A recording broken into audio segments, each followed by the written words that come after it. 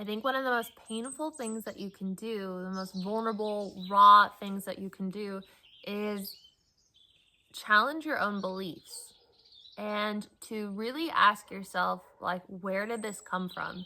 And why don't I believe otherwise? And why do I feel this way about these people, about these ideas, about these religions, about these views and these policies? Like, really asking yourself, like, there's going to be a surface level answer, and then there's going to be a part of you that's like, well, my mom felt like this, my dad felt like this, my society felt like this, my neighborhood felt like this, my coach felt like this, my teacher felt like this, and like really looking yourself in the mirror. And sometimes it's hard to look yourself in the mirror if you're only surrounded by people who think the same way as you. And my own experience was that I felt really strongly one way, and I was like very emotionally charged years ago about being one way, even though I had no, like, not credentials, but like no research on my own. I just felt a way, and I was like, this is it, and they're wrong. And then I dated someone who opened my mind to a lot of other ways of seeing, and I never really started to feel like him and his beliefs, but I did start challenging my own. Like, it kind of broke apart this hate that was like programmed into me, and this division that was programmed into me, and this one way of seeing things that was programmed into me. And today, the day after the eclipse, that was yesterday on the 21st of September, I was watching some shots, some speeches and some clips here and there. I didn't watch the whole thing, but I got a general idea of how things went down yesterday in Charlie Kirk's memorial, and there was just so much to it. I started by seeing Erica Kirk's speech on how she forgives the potential assassin, the accused assassin, and to watch her say that, like, that was so powerful, so beautiful, so incredible, and it just made me really admire her and made me admire Christians and those who follow the Christian faith. I have a lot of Christian friends, and I, like, when I was living in California, also please ignore my hair. I need to figure out what color to do, what to do with it, so I just haven't done anything with it. But I have a lot of Christian friends in California. Before I came here to Italy, not to Ireland, to Europe, I was surrounded by Christian people. It was like the Christian town of California. I had no idea. And I got to like actually see the culture for the first time ever, like inside the Christian culture. And I was like, I just love these people. I love their morals. I love their values. I love how much good they want to do for the world, for others. I love how when I'm hurting, when I'm scared, they pray over me. I love how they're always like inviting me to join them in church, to join them in their events, and just like such kind-hearted people. Even though I had different, like, complete views of the world and of spirituality, there of course are some mutual things, some common denominators. So I loved going to church. I loved like learning about what was going on in there. And so just to see how Erica could go forward and say in front of the world that she forgives the man who killed her husband, and that you can't win by fighting evil with evil or hate with hate, is what she said. It was just like, that's so in alignment with what I feel and know to be true as well. And so it made me go on this journey of like doing a lot of research today, being like, am I Christian? Am I not Christian? I was like, where have my beliefs come from? Why are they not Christian? What do I feel is true? And ultimately I was like, okay, a lot of my beliefs are in alignment with a Christianity point of view. It's not always the same verbiage, and the way that like Jesus is looked at is like, I see that Jesus is the embodiment of unconditional love. I feel that, a lot of what happened is very true. I often call on Jesus to be with me and to support me, as I do with my spirits and guides that I'm very close with. Sorry for all the barking if it's loud. I I really feel in alignment with the law of one and with that understanding of ascension and of what we're doing here on earth and what's happening on earth and how we're moving into the new earth. Like, that feels really in alignment to me.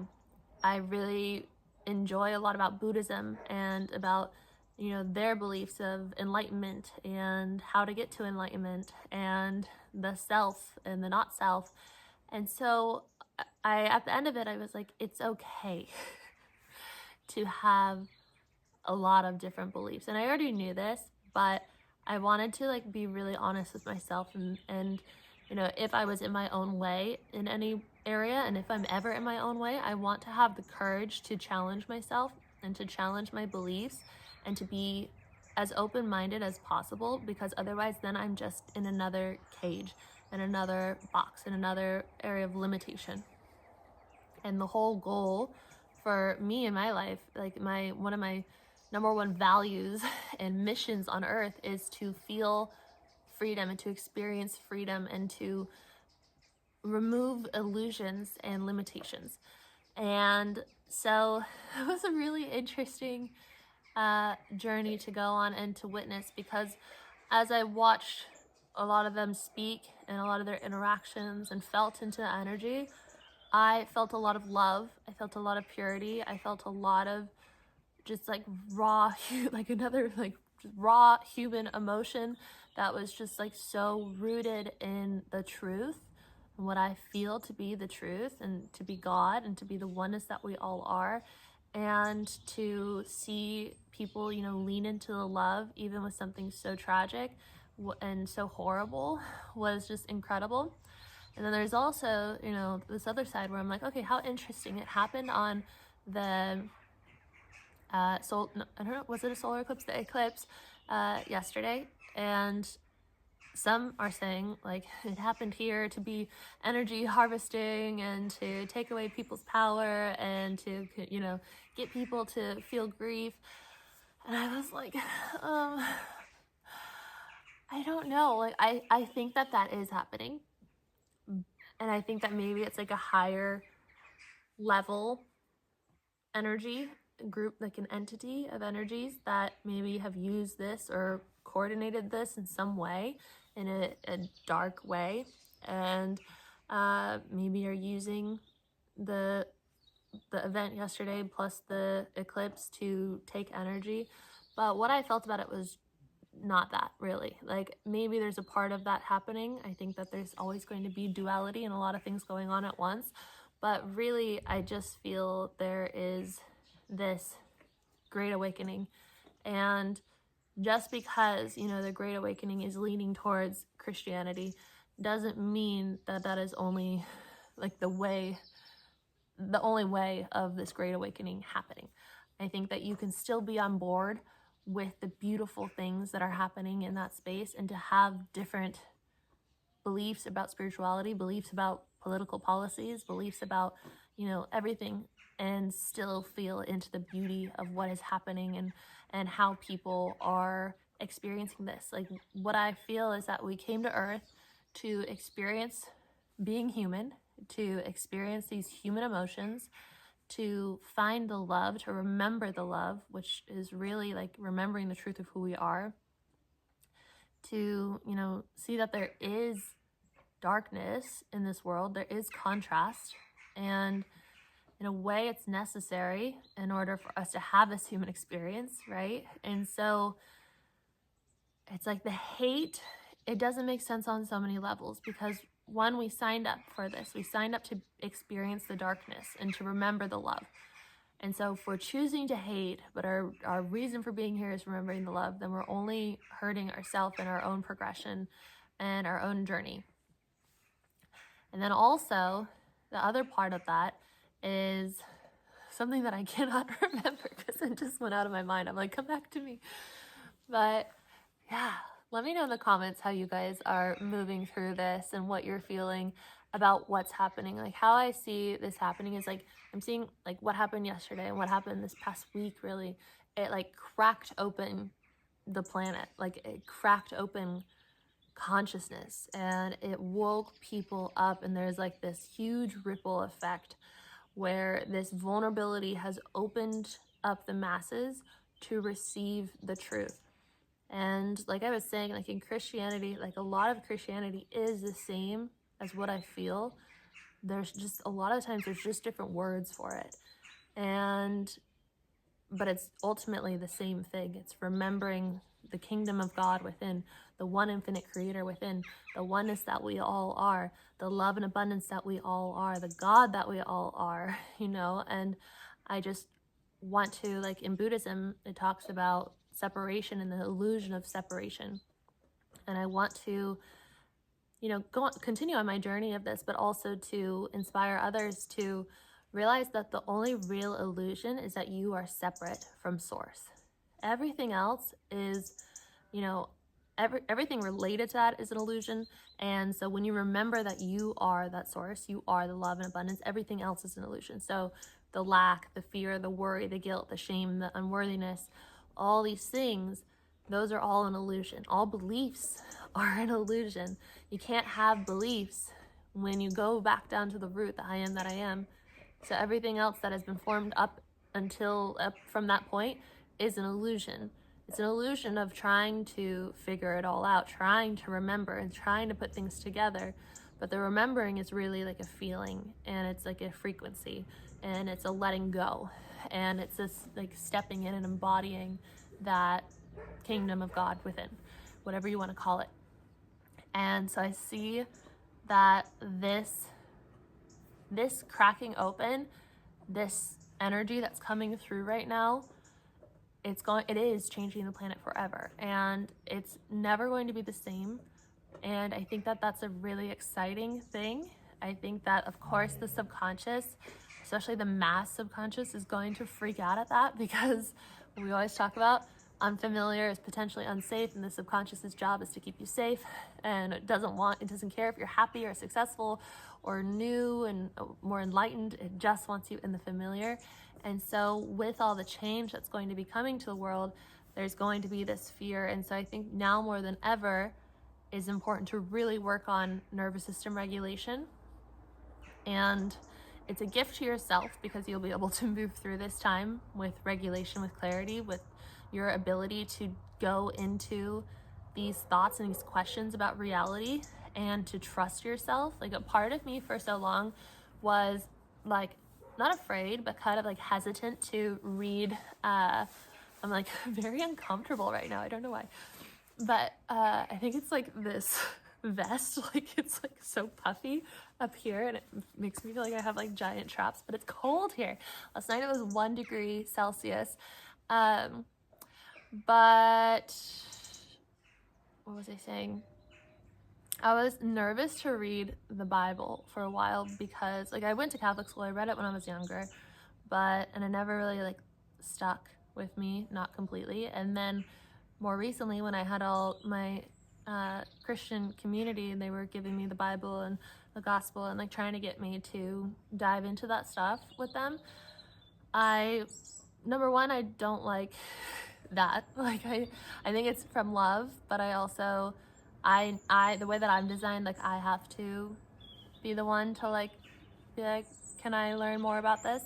Although maybe it's planting seeds later on, like when that kind of exchange happens. And so in ways I am grateful for that kind of exchange. But when I opened some like the Bible one time that one of them gave me, I read a bit into it, and just the energy was like, whoa, I cannot with it, because I felt like there was distortion.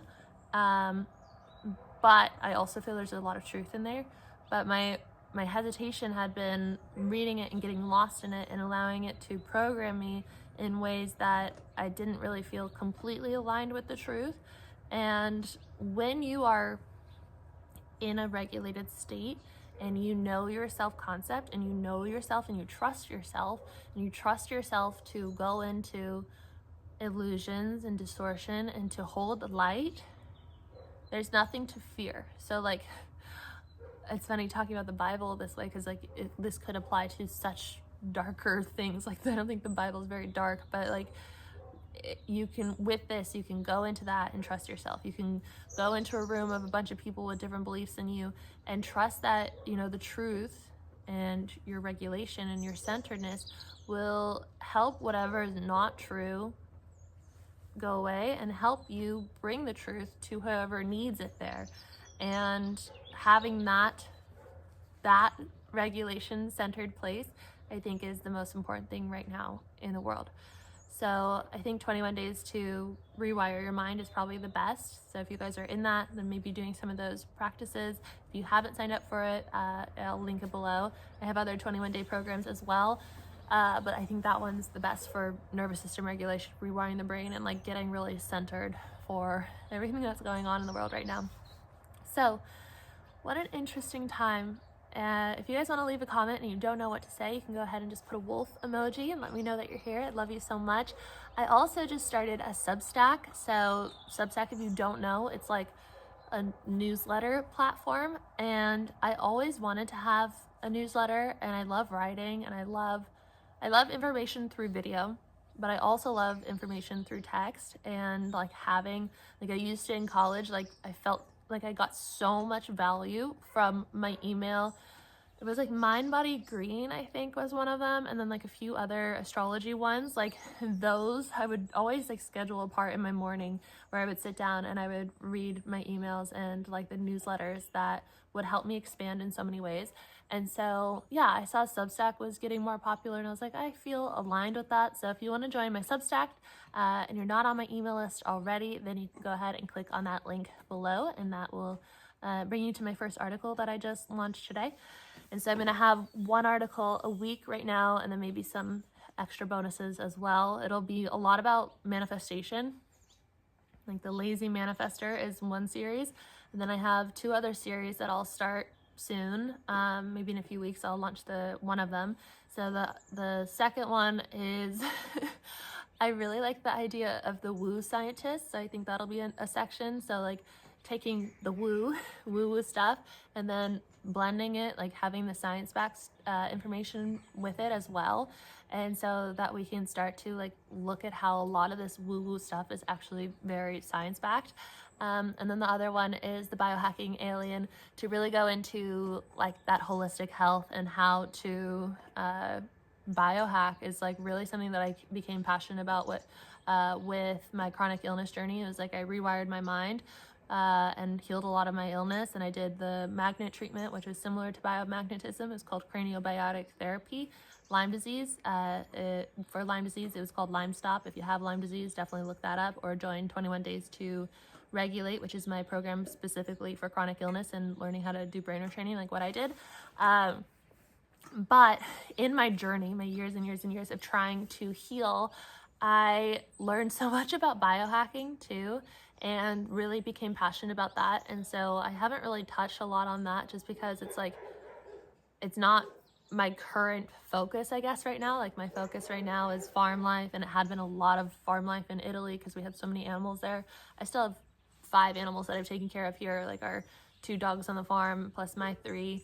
And so yeah, I would love to eventually, when I get a home, wherever that is, I feel like maybe the first home I get will be in Italy, I think, because I would love to be by my horses, by Zima, by all my farm friends, but to also have like my home, like a house, and then to have a van as well, and a boat, and a home in California, and different places in the world too. But once I'm in that home environment, it'll be easier to like build my holistic center, like personal center again. Like in my home before, I had a sauna. I was about to build a cold plunge, but like I had all my like ozone generator for the body, for the home, and like my EMF, some Vedic. I actually have a lot of this stuff with me. I was gonna make a video on like all the stuff that I traveled with. Like it's up there, but an air filter, my gravity water filter, like all these holistic things that I just freaking love. So I did kind of bring them with me to travel, but when I'm in a house, I'm like a completely different Araya. So when that day comes, I'll be more the living embodiment of it, then I can make like videos on it. But for now, I'll just write about it. So love you guys. I will see you in the next video. Bye.